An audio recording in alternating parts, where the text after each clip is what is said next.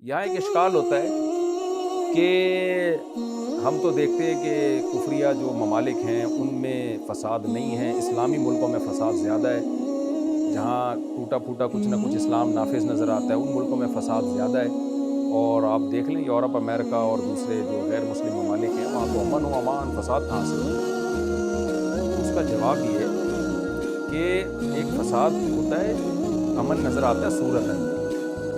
اس کو حضرت مولانا اشرف علی تھانوی رحمہ اللہ تعالیٰ نے بڑے زبردست الفاظ میں بیان کیا، فرمایا صورتاً اصلاح ہے، حقیقتاً ایتلاف۔ صورتاً ایتلاف ہے، حقیقتاً حقوق کا اتلاف ہے۔ تھوڑی گاڑی عربی یعنی اردو استعمال کی، اصل میں تو عربی کا لفظ ہے، یعنی آپ اگر کفریہ ممالک میں جا کے دیکھیں تو صورتاً ایتلاف، ایتلاف کا مطلب ہوتا ہے آپس میں الفت، محبت۔ صورتاً ایتلاف ہے، حقیقت میں حقوق کا اتلاف ہے۔ اتلاف کہتے ہیں ضائع کرنا، حقیقت میں انسانیت کے حقوق ضائع ہو رہے ہیں۔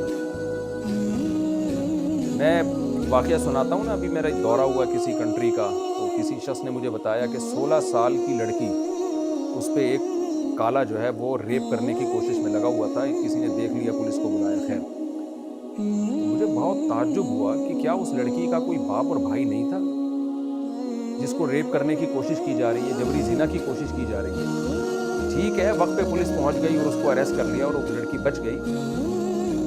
لیکن اگر پولیس نہ پہنچتی یا کسی ایسی جگہ پہ ہوتا جہاں کیمرے نہ لگے ہوئے ہوتے تو کوئی باپ بھائی نہیں ہے اس کا، تو یہ کیا عورت کے حقوق ہیں؟ کتنے ریپ کے واقعات ہوتے ہیں، آپ ان ملکوں میں جب جاؤ اور وہاں کے ڈاکٹروں سے پوچھو آپ، تو وہ کلینک میں کیا کیا واقعات آتے ہیں، تھانوں میں جا کے آپ پوچھو ریپ کے کتنے واقعات آتے ہیں، اور تھانے والے بتاتے ہیں کہ جتنے ریپ کے واقعات ہوتے ہیں نا اتنی کمپلین نہیں آتی ہمارے پاس، کیونکہ جن عورتوں کے ساتھ جبری زنا ہوا ہوتا ہے وہ خود چھپا رہی ہوتی ہیں اس کو، بہت سی عورتیں خود چھپاتی ہیں اس کو، تو کوئی بیوی بنانے کے لیے سوسائٹی میں تیار نہیں ہے، عورت کو بیوی بنانے کے لیے تیار نہیں ہے جو اس کو پراپر حقوق ملیں۔ بڑھاپے میں کیا حال ہوتا ہے، ماں باپ کے حقوق نہیں ہے۔ جس قوم میں والدین کے حقوق نہ ہو، جو سب سے مقدس رشتہ ہے، 18 سال کے بعد ٹاٹا کر کے بچہ جو ہے جا رہا ہو، اور اسی کو انہوں نے سوسائٹی کا حصہ سمجھ لیا، اسی کو حقوق سمجھ لیا۔ اور دوسری بات یہ کہ اپنے ملکوں میں امن قائم کیا، پوری دنیا میں کیا کیا ہے، دنیا کو تباہی بربادی کے دہانے پہ ڈال کے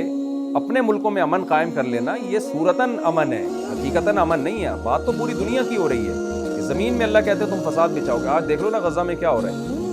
کیا ان مغربی اقوام میں کسی ایک بچے کے ساتھ ایسا ہو جیسا ہی بمبارمنٹ کے بعد غزہ میں ڈیلی بچوں کے ساتھ جو ظلم ہو رہا ہے نا، اب تو ویڈیوز آنا بھی بند ہو گئی، کسی بچے کا جبڑا پھٹا ہوا ہے، کسی کے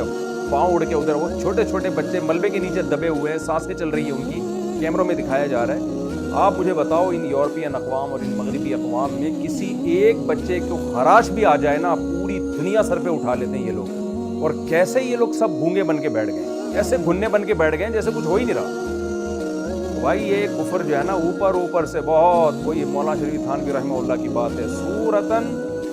ایتلاف، دیکھنے میں لگے گا بڑا انسانیت اور دنیا میں حقوق، حقیقتاً حقوق کا اتلاف، یہ جملہ یاد کر لیں، دیکھنے میں ایتلاف ہے، الفت ہے، حقیقت میں اتلاف ہے، حقوق کی بربادی ہے۔ افریقہ آپ جائیں، آپ گولڈ نکلتا ہے اور ڈائمنڈ نکلتا ہے وہاں، ان ملکوں کو تو ارب پتی ہونا چاہیے تھا، اتنے خزانے ہیں، لیکن جو ملک میں جہاں پتہ چلتا ہے جی خزانے نکل رہے ہیں، انہی ملکوں میں بدامنی پھیلا دی جاتی ہے، انہی ملکوں میں آپس میں لڑوا دیا جاتا ہے۔ تو یہ دیکھنے کی حد تک ہے، کہا ہے نا ہے کواکب، کچھ نظر آتے ہیں کچھ۔ اور دوسری بات وَتُقَطِّعُوا أَرْحَامَكُمْ، اللہ فرماتے ہیں رشتہ داری توڑ دو گے، یہ تو صورتاً بھی نہیں ہے وہاں رشتہ داری، بغیر باپ کے بچے پیدا ہو رہے ہیں، نہ چاچا، نہ پھوپھی، نہ خالہ، نہ ماموں، رشتوں کے نام ہی ختم ہو گئے۔ تو اللہ فرماتے ہیں کہ تم اگر جہاد سے پیچھے رہو گے اور دنیا میں کفر غالب آ گیا تو نتیجہ اس کا یہی نکلے گا کہ تفسدوا فی الارض، تم زمین میں فساد مچاؤ گے۔ مچانے کا مطلب تم زمین میں فساد مچانے کا ذریعہ بنو گے، کیونکہ تم نے جہاد کو چھوڑ دیا۔ یہ مطلب نہیں ہے کہ تم مچاؤ گے فساد، مطلب یہ ہے کہ جہاد سے پیچھے ہٹنا۔ ان تولیتم، اگر تم جہاد سے پیچھے ہٹے، اللہ کے احکام سے پیچھے ہٹے جس میں خاص طور پر جہاد ہے، تو پھر تم زمین میں فساد بچانے کا ذریعہ بنو گے۔ اس کی مثال بالکل ایسے جیسے ہم کہہ رہے ہوتے ہیں تم اس بچے کو سمجھاؤ،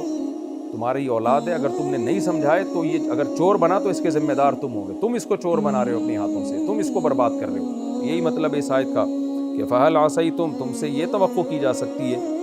یہی احتمال ہے تم سے کہ تم اگر جہاد سے پیچھے ہٹے تو تم زمین میں فساد مچالو گے، یعنی فساد کا ذریعہ بنو گے، وتقطعوا ارحامکم، اور رشتہ داری توڑنے کا ذریعہ بنو گے۔ اس سے بھی پتہ چلتا ہے کہ اللہ کو زمین میں فساد پسند نہیں ہے، اور یہ بھی پتہ چلتا ہے کہ اللہ کو رشتہ داری جوڑنا کتنا پسند ہے۔ تبھی میں